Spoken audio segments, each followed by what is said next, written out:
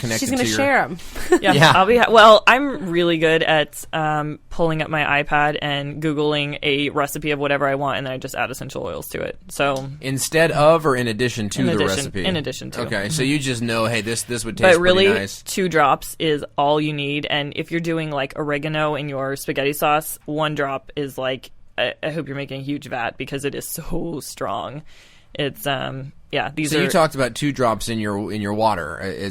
That's accurate though too in the water, and you have like a lemon water. What about it to make a tea? Same thing. Okay, just hot water and a couple drops of whatever.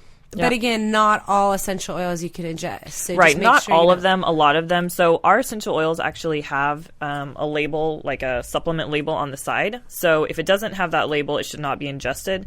But let's see. So this is one of my favorite blends. I like to wear it like perfume. It's called Elevation. It's a joyful blend.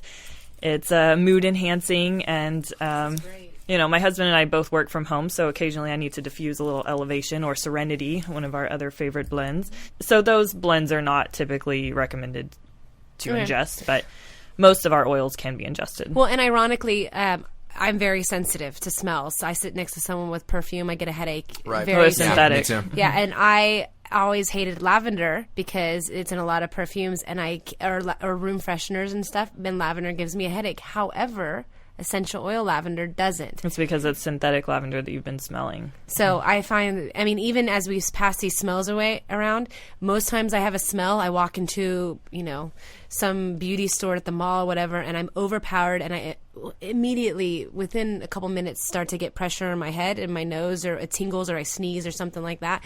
And you've been passing these around, and I'm just loving it because I don't have that horrible sense in my head. It smells so good. It's the chemicals. It's the synthetic. It's the same with me. I can't do the air fresheners, and perfume is awful. Cologne, even I learned that by putting cologne on myself, and it's like, ugh, I just get this stomach. I might need the Zen, the Digest Zen. But yeah, it's nice in here. It's not overbearing. You know what I mean? And there is a soothing kind of. So, gentlemen, if you're listening, this is like I think every gift my wife's going to get next year. Oh, seriously. So, give me a couple more uses for essential oils in our home. I actually have been using essential oils on my garden to keep all the bugs away. I've been just making a spray we have a blend called TerraShield that is a repellent blend. You can also use it like mosquito repellent. So now you can have organic vegetables for your baby in your baby purees and stuff like that, and you don't have to use weed killer on your garden. Unfortunately, I haven't found the right oil to keep possums from eating my tomatoes, but I know when you find that one, let me know. Yeah. But it's been awesome. This is my first real garden. And it works, and it kills the weeds? Well, it's been keeping all bugs from eating it. Okay. So, that's something you put in a water bottle?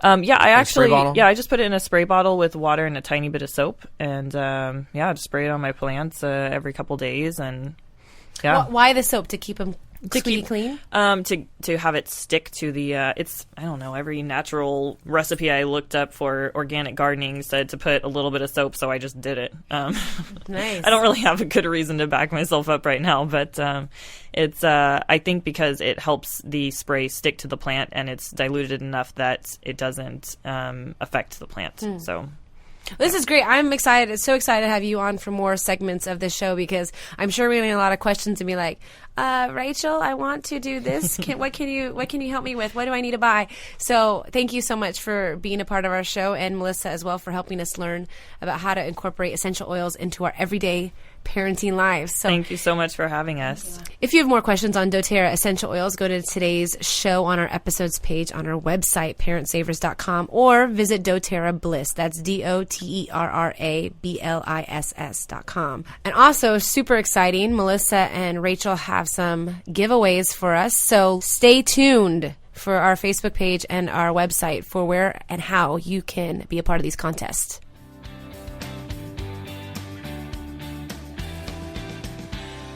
Before we wrap things up, here is your parent's guide to babysitting.